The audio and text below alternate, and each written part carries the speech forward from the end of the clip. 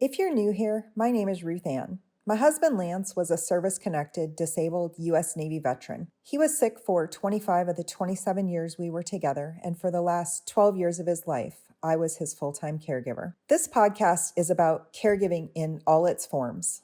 My friend Jenna joins me to share her perspective as a stay-at-home mom who homeschooled her 5 children. At first, our lives seemed very different, but we found we actually have a lot in common. So we share what connects us, hoping it helps you find your connections too. Well, today, Jenna is going to talk about some of the things that she learned as a parent. And this is an area we've talked about before, and we have found common ground that I don't know either one of us thought we would find. When you first talked to me about maybe just having a couple of topics that were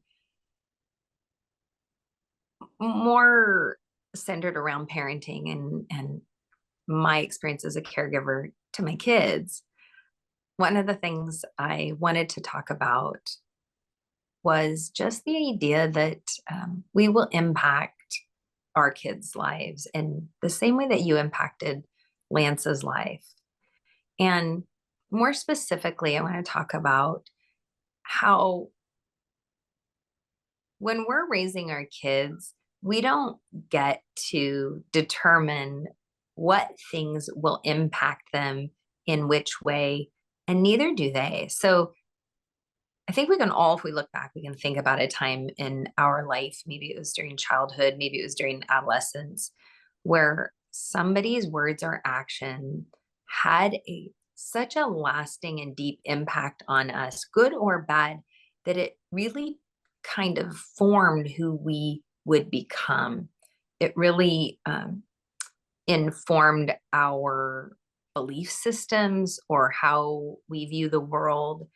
And oftentimes those experiences that formed us so dramatically, those experiences aren't necessarily anything that anyone would have ever expected to have that impact.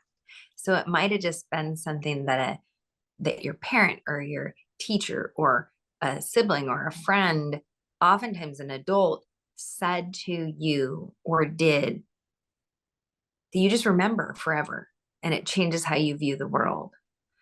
I know I can think of several just over the course of my life that I thought as an adult, why do I still think that? That person was 20 years old when they told me that. And maybe they didn't know what they were talking about. And yet I internalized that as the reality of life and the world. And I moved forward under the assumption that that was true. So I think when I realized that those things existed within me, and I wish I had been a little younger when I realized it, but it impacted the way I thought about my actions and words and how that would impact the people around me. Because not only did I not get to decide what things were going to stick in my brain, I don't get to decide what things I say will stick in my kids' brains. So being extra careful about your words and actions, being purposeful and communicating well with people around you, more specifically with children who are extremely impressionable and vulnerable, that's a huge weight and responsibility and something that needs to be taken very, very, very seriously. Can you think of an instance of something that happened before you were aware of that and it maybe changed your thought process on that as you moved forward?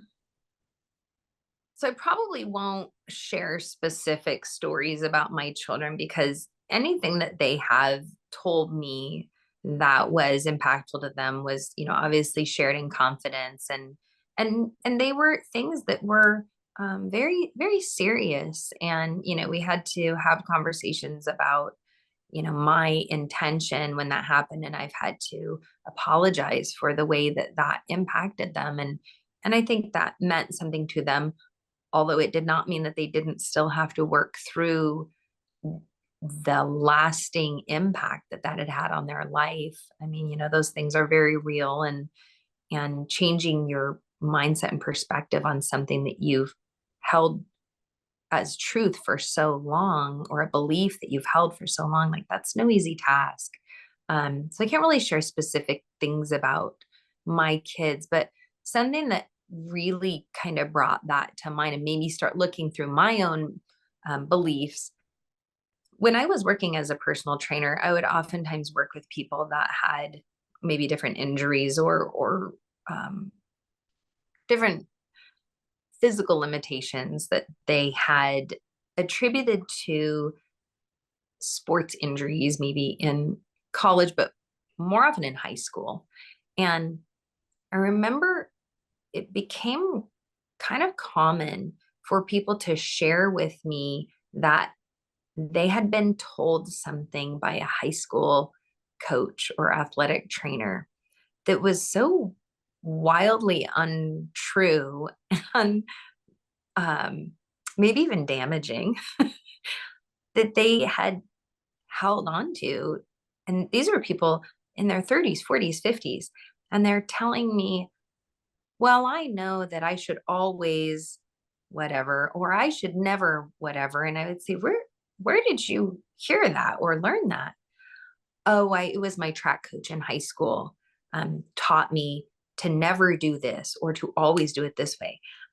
And so these people have been believing these things for decades, that things that really impacted their health and physical well-being, and never questioned it, because at the time that was an authority figure, it was an adult, it was somebody who knew more than them, and they internalized those ideas and beliefs in a way that ended up causing damage to their physical body over time. So I think that seeing that with some regularity made me kind of look at my own personal beliefs, and why do I do the things I do, and where did this come from?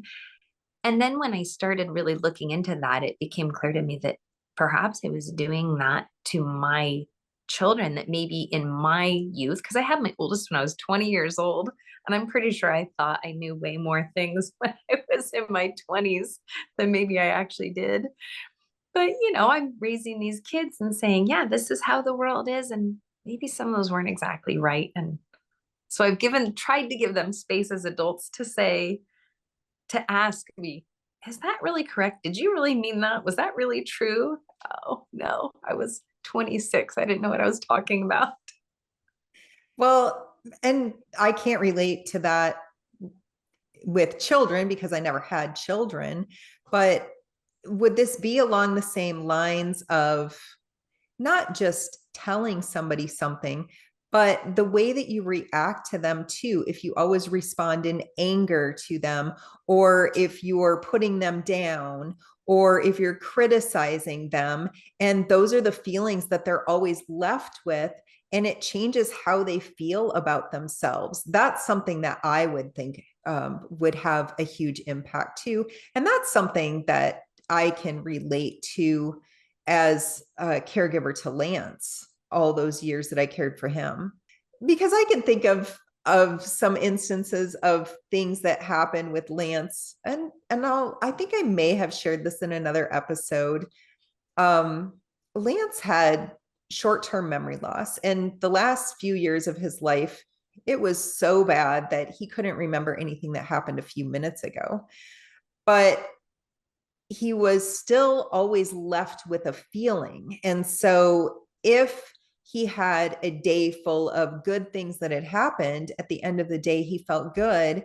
And if he'd had a day where there was a whole bunch of negativity, he'd been, maybe a caregiver, or even I had been in a bad mood or something, when we get to the end of the day, he wouldn't be so happy. And I remember one time,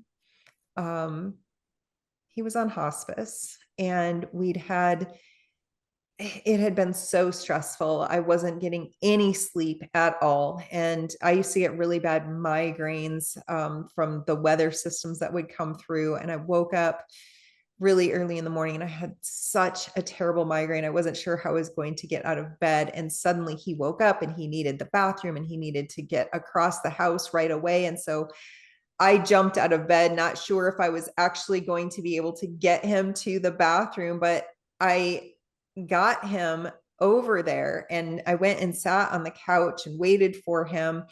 And when it was time to get him back into bed, he snapped at me for something and I snapped back at him. And I instantly thought, this is the feeling that he is going to be left with for the rest of the day. I don't want this to be what, even if he doesn't remember exactly what happened, I don't want him to go back to sleep and wake up feeling awful because this is the feeling that I've left him with. And so I just stopped and I said, I am so sorry. I said, I don't feel well. I have a really bad headache, but that's not an excuse. I know that you can't move on your own. You can't get there on your own. And I'm so sorry. I didn't mean to snap at you. And he said, oh my gosh, that guy was just so amazing. He said, you know, I wouldn't want to be here with anyone but you. I think that tells you everything you need to know about um, something that was so important to me. And I didn't get it right every single time, but I tried really hard. And that is to just be honest and apologize when you've messed it up. Just be honest and don't make excuses. Um, I think it's fair to say, here's why I lashed out. Here's why I did this. Here's why, and then just say I was wrong. I was wrong. I'm sorry. I shouldn't have done that. I should have maintained my self-control. I didn't though. And I'm sorry. And it impacted you and my whatever, my pain splashed out onto, whoever around me. And I think just being honest, one of the things that I I learned better as I got into um, my years as a parent. I learned more and more the value and the importance of offering a genuine apology and just saying I was wrong. Like that's all, and it didn't have to be something where I, had a meltdown and tried to make a dramatic scene about why I did what I did and say things like I'm such a bad mom, I'm not a good mom, I'm I don't know. There's a place where you can kind of manipulate the situation to maybe make the other person feel bad for feeling bad, which I think is terrible and toxic. But I think there is a place to genuinely just say, you know, I lost my temper and that is not okay. And I'm the adult here, or for you, I'm the caregiver. I lost my temper. I lost my cool. I lashed out. That is not okay. I am sorry. The end. Yep. And it had obviously had such a big impact on Lance. I hope, I don't know, we'll see when the therapy bills start rolling in for my kids, but no, I really think that went a long way for just maybe correcting some of those things that might have had a much bigger impact on them than they would have if I just said, I'm sorry. Communication is so important. And I think that's something that a lot of people don't learn when they're young. And also being able to say that you're wrong, admitting that is really hard, but we grow through things like that. None of us are perfect. If you can admit it and then talk through it, you can move forward and then nobody is carrying that burden. Exactly. And I think just for raising children, right? When their brains are developing, they need to know that adults mess up and we're still working through it and getting it right. And so I think being transparent and honest and just saying, like, hey, I'm on this same journey with you. Like, I don't have it all figured out either. I'm still the boss. I'm still the mom.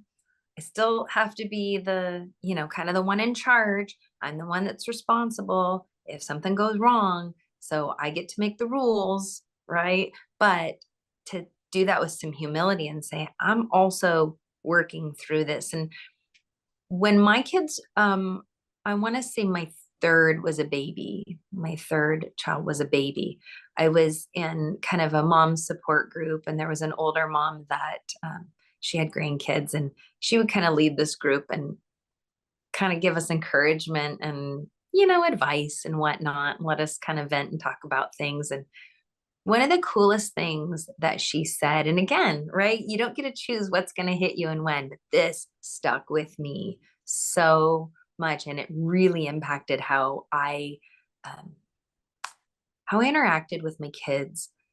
She said, just remember that if not for God's grace, your children would be your parents.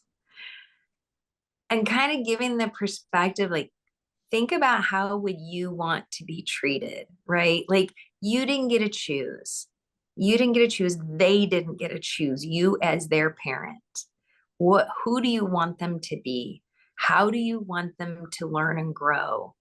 That should be your motivation. Like, they could be the ones making the calls and in charge of you. So how would you want that to look? So try and model that behavior. And that was so impactful for me. And so I think that's applicable to your situation, right?